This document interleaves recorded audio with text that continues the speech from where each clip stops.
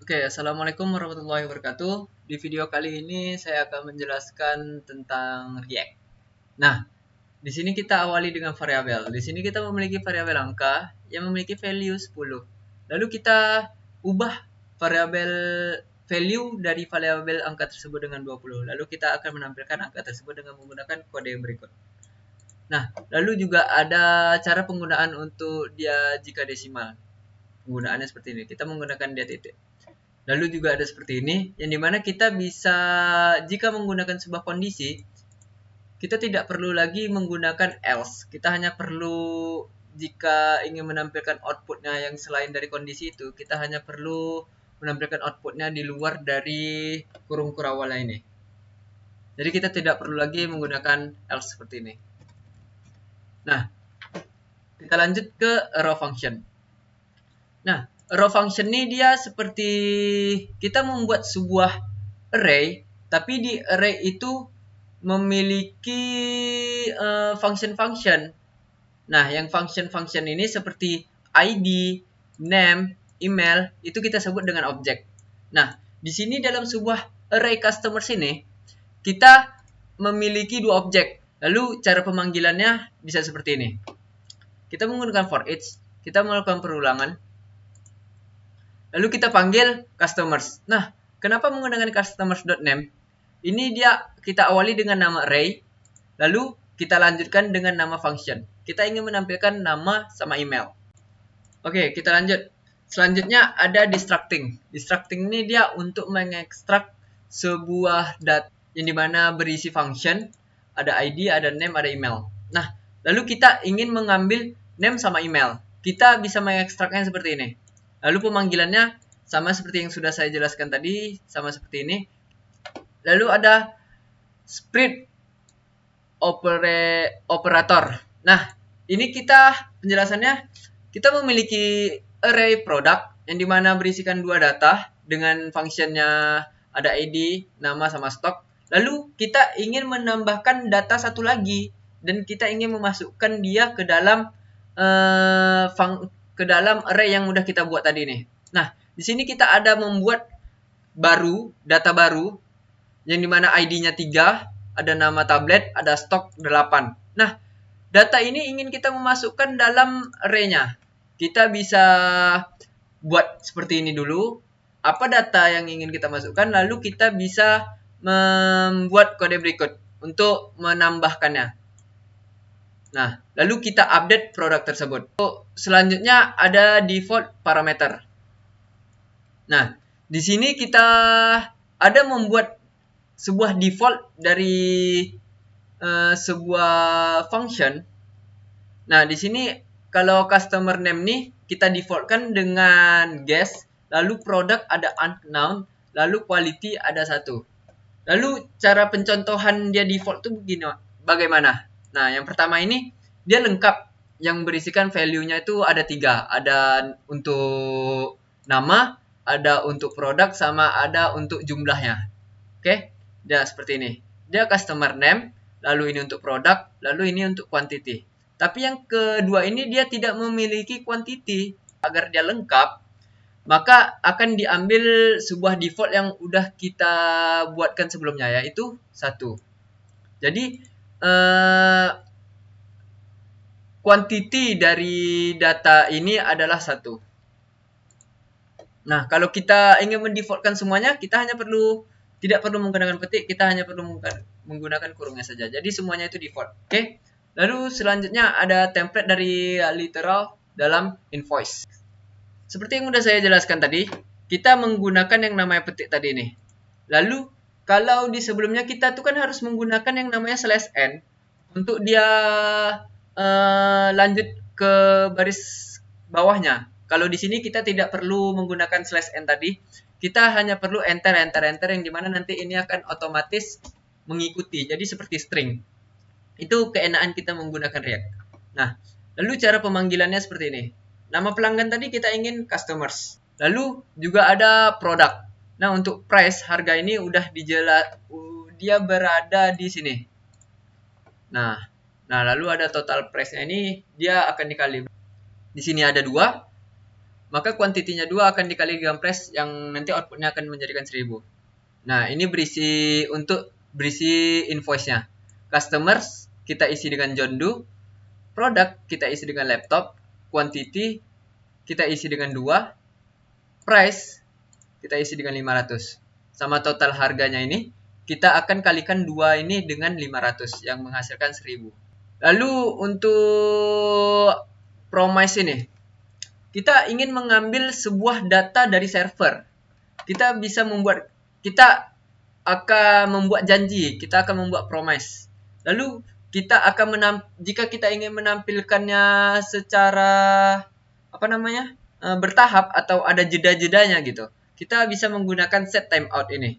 Nah, yang dimana nanti dia akan menampilkan ini, akan John Doe, ada John Smith sama ini, lalu kita buat dia 2000 biar dia berdelay 2 detik. Jika ingin 5 detik, kita bisa ubah ini jadi 5000. Nah, gitu ya. Oke, lalu cara pemanggilannya sama seperti ini. Customers. Nah, lalu selanjutnya ada async await untuk Simulator API. Nah, ini nih kita menggunakan yang namanya fetch. Fetch ini dia seperti kita meminta sebuah request. Nah, jika request itu diterima, maka await ini akan berjalan. Dia akan menunggu sebuah respon. Apakah respon tersebut diterima atau ditolak? Jika diterima, maka dia akan menampilkan ke tampilan layar kita. Yang dimana ini jika dia merespon akan seperti ini. Akan berisikan data. Oke? Nah, ini ada nanti akan saya jelaskan. Kita memiliki file customer list sama file functional customer list. Ini untuk menggabungkan dari semua file yang udah saya buat sebelumnya dan sudah saya import di atasnya ini. Ada class customer list sama functional customer list. Oke, selanjutnya kita akan pindah ke file project class customer list. Di sini kita pertama akan membuat sebuah state yang dimana ini berguna untuk menyimpan data-data yang udah kita buat ini tadi. Nah, lalu setelah disimpan menggunakan state tadi ini, kita ingin menampilkannya. Kita gunakan render ini. Kita ingin menampilkannya sesuai dengan kelas customer card yang udah kita buat tadi. Jadi susunannya udah diatur di customer card ini. Oke, tuh kita bisa menggunakan state dari customer card ini. Lalu kita arahin dia ke kelas customer card ini dengan kunci customer ID sama customernya. Nah, oke. Mungkin itu untuk kelas customer. Kita akan lanjut ke kelas customer card. Nah, ini yang udah saya jelaskan tadi, yang dimana susunannya itu telah diatur. Lalu kita ingin tampilan barisan awal itu nama, lalu email, lalu warna, yang dimana lalu kita baris ketiga itu prodi, yang dimana prodi ini udah kita style untuk teksnya itu berwarna. Nah, jadi kita gunakan style di dalam P-nya ini tadi. Masih di dalam mapanya si P tadi. Oke, selanjutnya kita berada di file project functional customer list. Nah, di sini ada beberapa komponen-komponennya. Nah, yang pertama kita akan membuat state. Nah, state yang bernama useState ini tadi. Nah, lalu kita menggunakan use effect ini untuk kalau yang useState ini kita deklarasikan,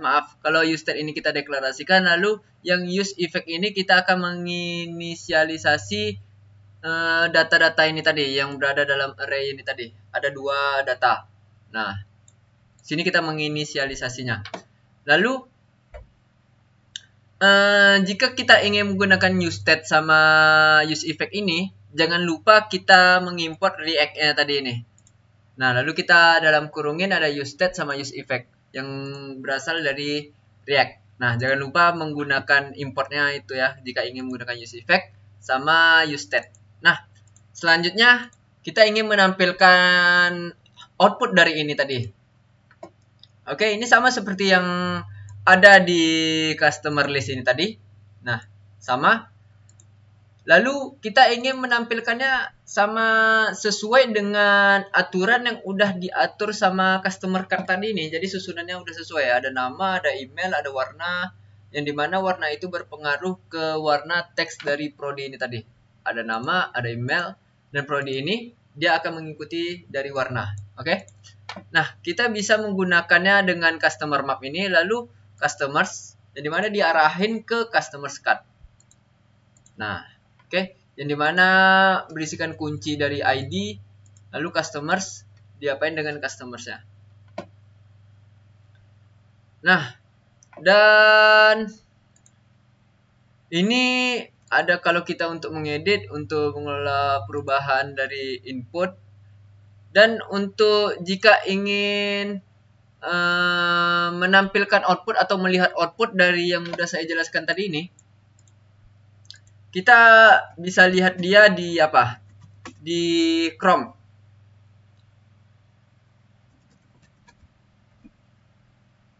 Maaf. CD Alan 23 SD dan dev npm dan dev. Sebentar ya. Oke, kita jalankan lalu kita buka.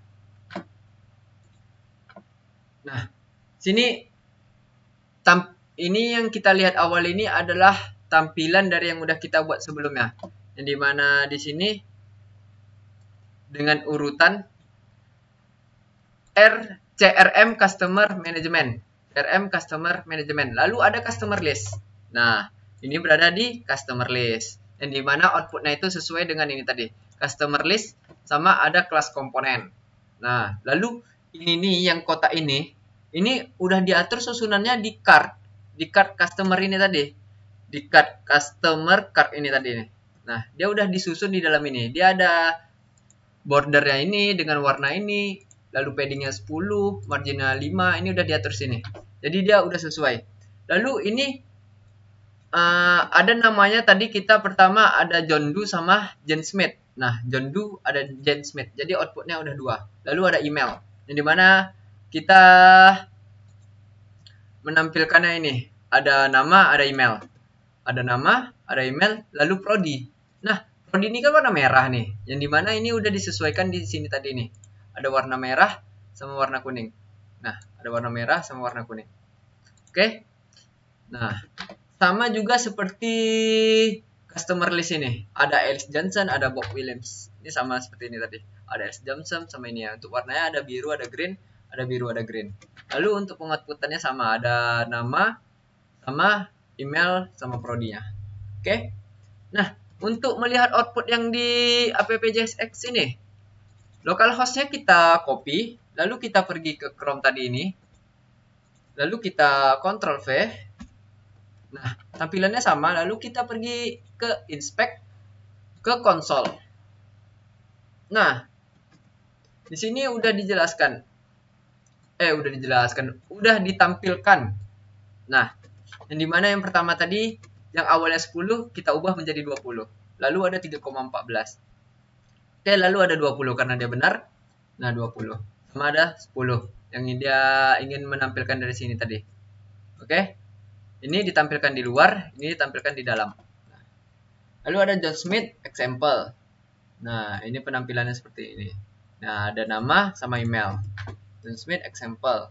Nah, ini ada pelanggan untuk di sini. Nah, dia namanya dia panggil sini. Oke. Nah, sama seperti pesanan ini yang nanti berdelay 2 detik. Nah, lalu ada invoice nih yang dimana udah dikali 2 total bayarnya yang udah dijelaskan tadi. Nah, ini sama invoice. Nah, dan sebagainya udah dijalankan sebanyak 2 kali. Oke. Mungkin cukup sekian video kita kali ini. Maaf bila ada kesalahan dan kekurangan. Selamat mencoba. Wassalamualaikum warahmatullahi wabarakatuh.